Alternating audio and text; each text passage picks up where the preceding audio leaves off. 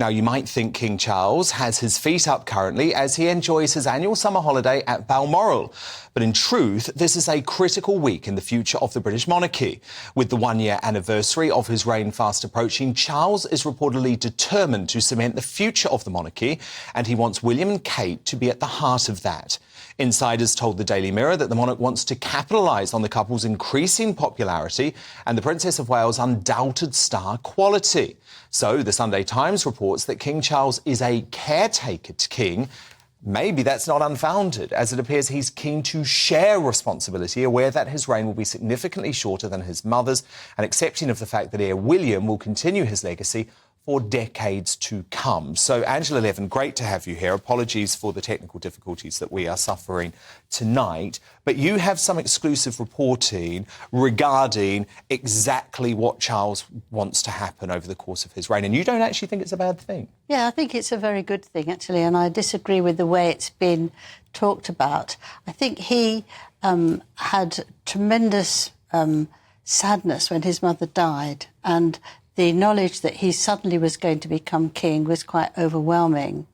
But I think with the time that he took to think about it as the weeks and months went on, he realised that what an extraordinary woman he was and that he didn't want to make lots of changes. He wanted to carry on and with the things that she did.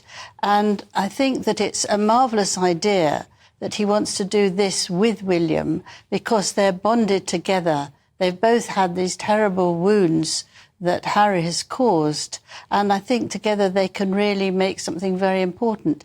They did the coronation together as well, so that William can bring the flavour of modernity to it, and Charles can actually do all sorts of things that he wants to do and thinks is very important. The Commonwealth is very important to him, and William and Catherine will be there looking after it and trying to bring them back.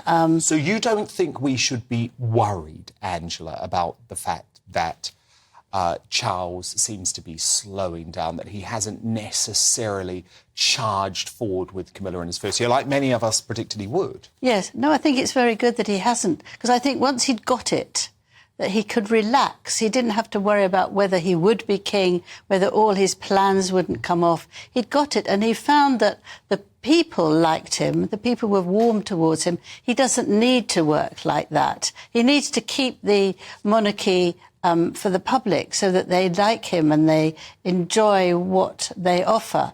But I think it's all very positive and warm, and he's much more accessible. And I think it's just slightly different. But he works incredibly hard every single day. And you say that the bond between Charles and William is stronger than ever. That seems to be the case, with a friend of Prince William telling the US outlet, the Daily Beast, that there is absolutely no chance this summer of a royal reunion between Charles and Harry, or William and Harry. So the friend of William said Charles won't be seeing Harry and nor will William. They say that's because of the betrayal of both the Netflix documentary and the memoir Spare. But it's interesting, isn't it? Because we know that Charles is much more of a soft touch when it comes to Harry, but he seems to be listening to his eldest son in terms of how to deal with it. He'd also listened to Camilla, who's been very, very helpful in calming him, making him laugh and making him understand, and actually carrying on, not actually being so dreadfully upset anymore, that Harry can, as he said, live happily in Montecito, but the royal family would move on themselves. And I think that he's very happy to do all the work that he has to do. All the palaces, they need redoing. He loves doing that. And some of them will be turned into museums. And I think he wants to move the whole structure, but slowly, because he understands what we're all going through. It's very difficult financially and emotionally for the country.